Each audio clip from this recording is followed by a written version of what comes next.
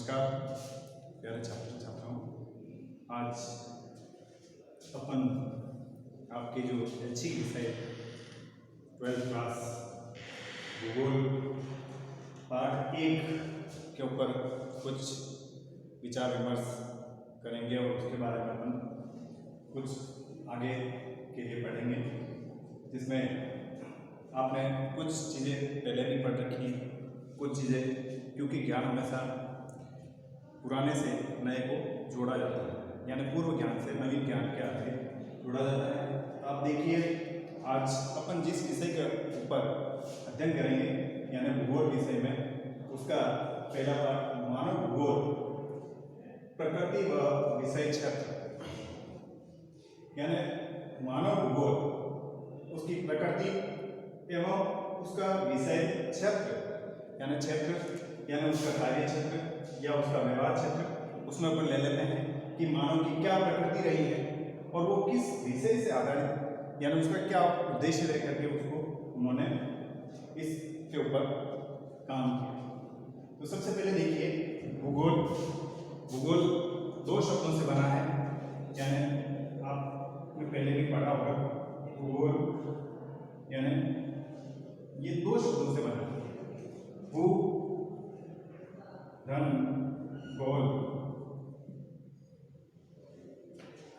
भू का शाब्दिक सभी जानते हैं, क्योंकि जिन्होंने हिंदी ले रखी है लगभग उनको हिंदी अनिवार्य भी उनके साथ में है और उससे भी वो जुड़े हुए हैं, और मैं मानता हूँ कि लगभग उसका सारा वर्णन भी उनके ध्यान में आता ही है कि भू का होता है पृथ्वी।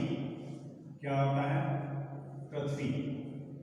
और पृथ्वी आप जानते हैं भू का पर्यायवाची है, भू धरा वसुंधरा वसु, ऐसे बहुत सारे आप हिंदी में पढ़ेंगे। और गोल का मतलब होता है चारों तरफ का जो आवरण जो है उसके ऊपर, यानी भूगोल यानी इस परिवर्तनशील आवरण जिसके ऊपर पृथ्वी के अंदर ऊपर चारों तरफ जो भी वातावरण है उसके ऊपर अपन पढ़ेंगे। अर्थात भूगोल का आपको समझ में आ गया, भूगोल शब्द का और भूगोल। तो देखिए, भूगोल का शाब्दिक अर्थ ही मैंने आपको बता रहा हूँ कि पृथ्वी का वर्णन करना, और दोनों शब्द का विश्लेषण भू प्लस गोल भूगोल, और उसके आधार पर पृथ्वी का वर्णन करना तथा क्या करना? पृथ्वी का वर्णन करना और तथा उसके बदलते स्वरूप का वर्णन करना। क्या करना? उसके बदलते स्वरूप का वर्णन करना। पृथ्वी का किसके स्वरूप का? पृथ्वी का जो स्वरूप है, रूप है, आकार है, उसके ऊपर कई सारी मानव गतिविधियां भी होती है, कभी कभी प्राकृतिक गतिविधियां भी होती है, जिसमें आपने देखा होगा कि तूफान का आना, झंझावात का होना। झंझावात जानते हैं कि बहुत बड़े बड़े भूकंप आते हैं, जिसमें क्या होता है, कहीं पृथ्वी नीचे धंस जाती है तो कभी कभी पृथ्वी उबड़ खाबड़ भी हो जाती है। जैसे आपने देखा होगा कि सुनामी, कई सारे साइक्लोन्स आते हैं, चक्रवात, जो समुद्रों में काफ़ी उथल पुथल कर देते हैं, और उस पृथ्वी के वर्णन के आधार पर उसके बदलते स्वरूप जो कि मानव के लिए कुछ उपयोगी भी हो सकती है और कुछ मानव के लिए अनुपयोगी भी हो सकती है।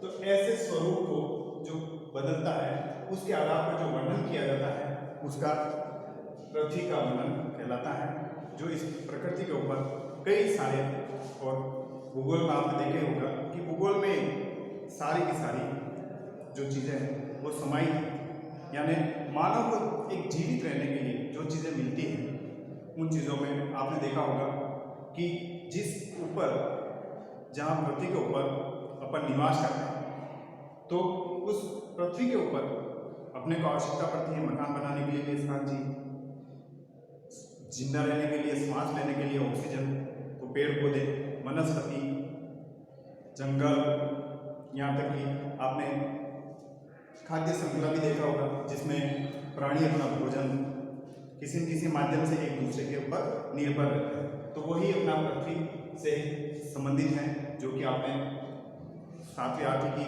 विज्ञान में पढ़ा होगा। तो पृथ्वी का वर्णन करना तथा उसके बदलते स्वरूप का वर्णन करना ही क्या है? भूगोल का शाब्दिक अर्थ है। भूगोल शब्द, भूगोल का शाब्दिक अर्थ आप यहाँ तक समझ चुके होंगे कि शाब्दिक अर्थ क्या है? पृथ्वी के बदलते स्वरूप का वर्णन करना। और इसी के साथ में ये जो भूगोल जितना भी अपन पढ़ रहे हैं, तो उस भूगोल के जनक कौन? भूगोल के जनक यानी पिता। भूगोल के पिता कौन है? हिकेटियस।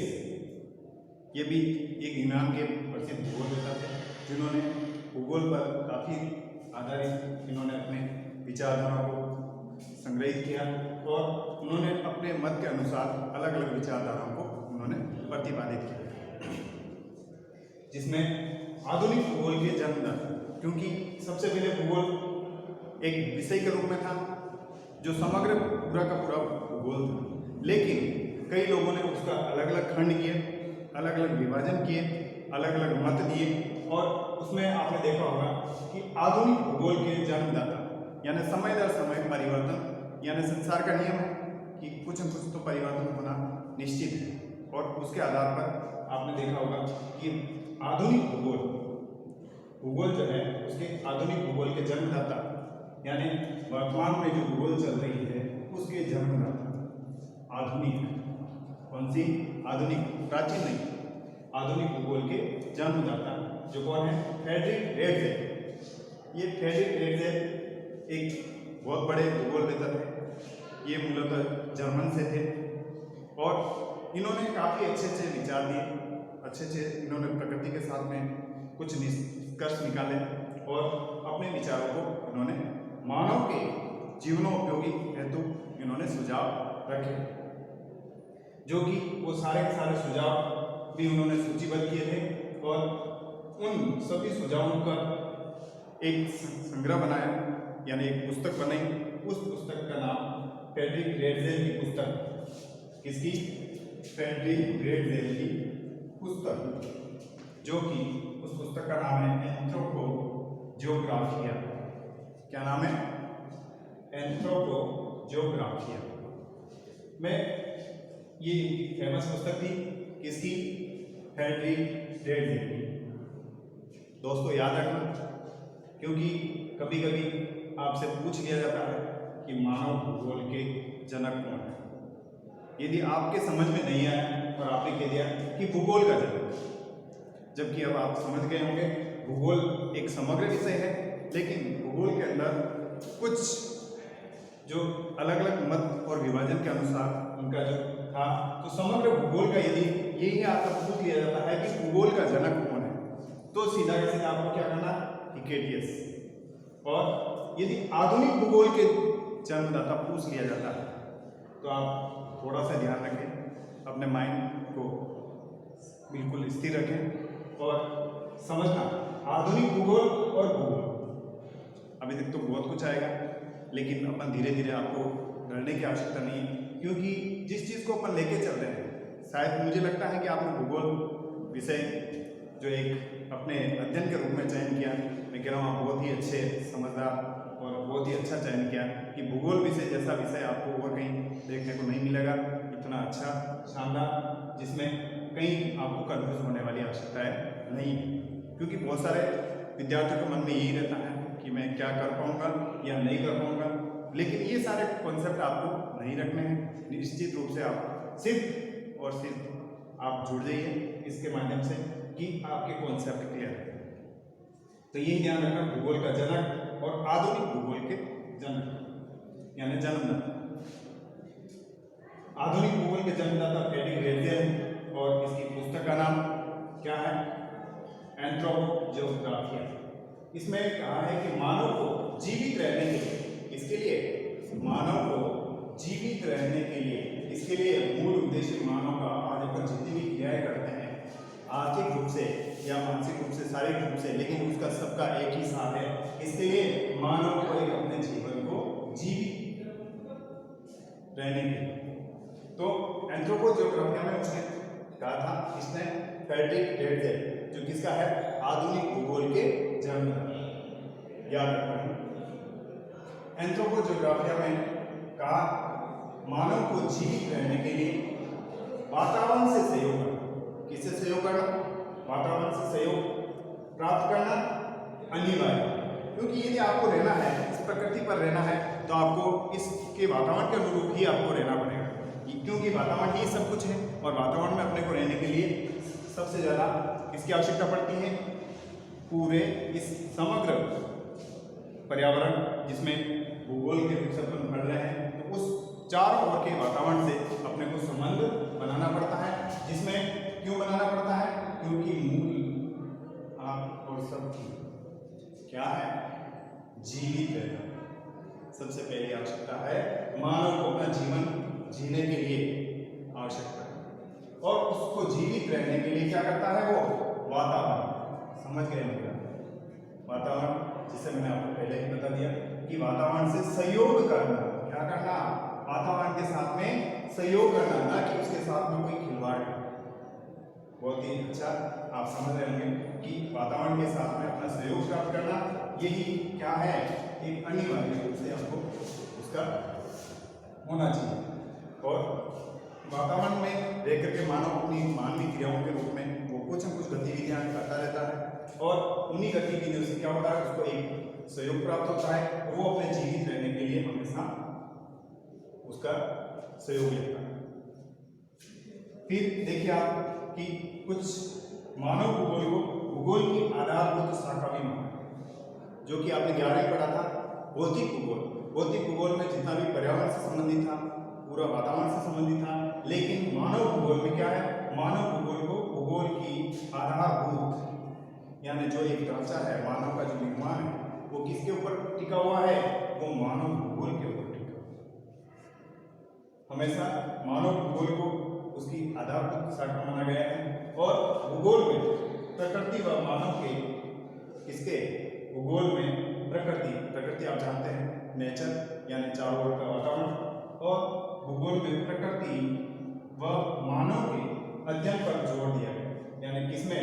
मानव भूगोल में किसके ऊपर? प्रकृति व मानव के अध्ययन पर जोर दिया गया। और इन मानव और प्रकृति के बीच में दोनों का क्या सामंजस्य है?